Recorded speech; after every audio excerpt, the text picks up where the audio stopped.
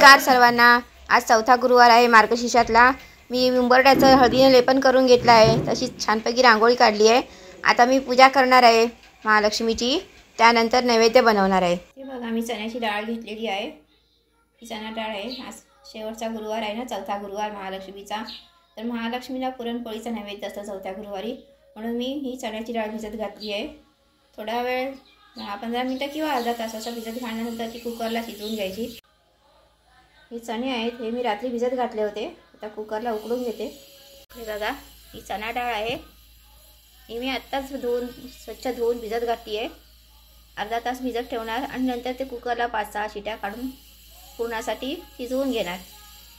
तुम्ही हा व्हिडिओ न स्किप करता पूर्णपणे बघा। मी इथे वाटण काढून घेतलेलं आहे, जेव्हा चणे भिजत घातले आता ते भाजीसाठी त्याचं वाटण आहे। कांदा, खोबरा आणि लसूण हे भाजून घेणार आहे तव्यावर। गरम केलं, आता ह्याच तेलामध्ये पापड तळून घेणार आहे।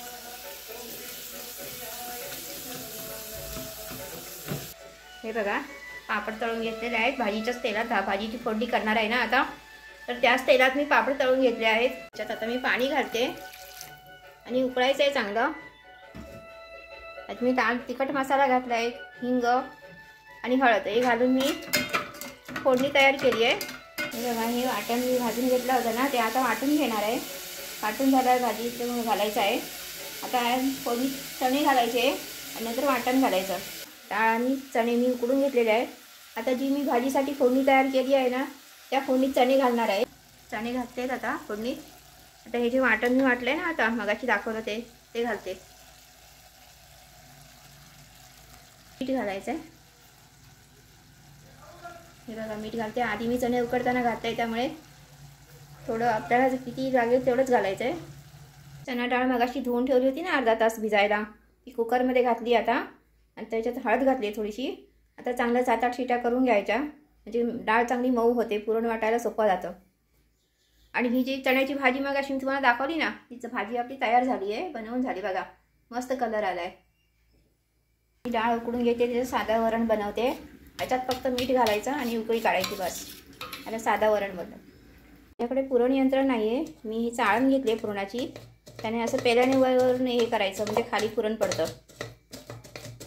असं पुरण बनवून घ्यायचं। तर पुरण भरून घेतलं आहे, हे बघा, तर पुरणपोळी लाटते बघा। तर पोळी टाकली आहे, मस्त फुगली आहे बघा।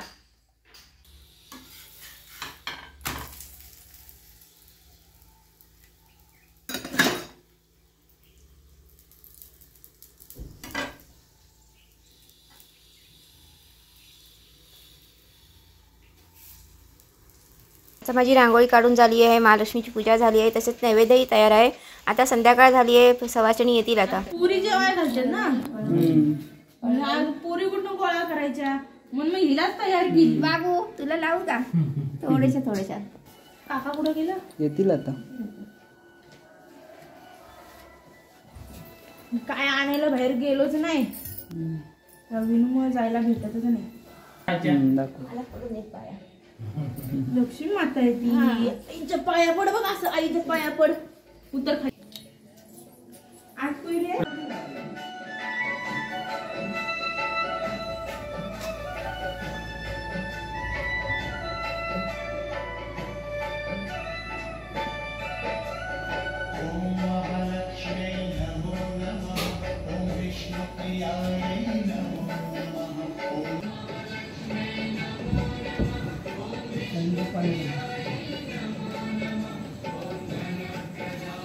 पाया पडतो। आता येतील आले स्टेशनला। पाया पाया पाया पाया पाया पडायचं। अरे हो, पण आज पाया पडायचं असतं। हा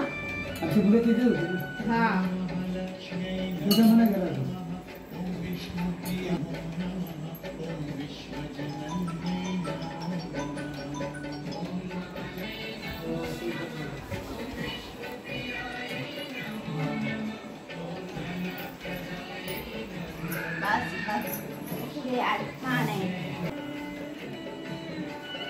आहे ना, होता ना।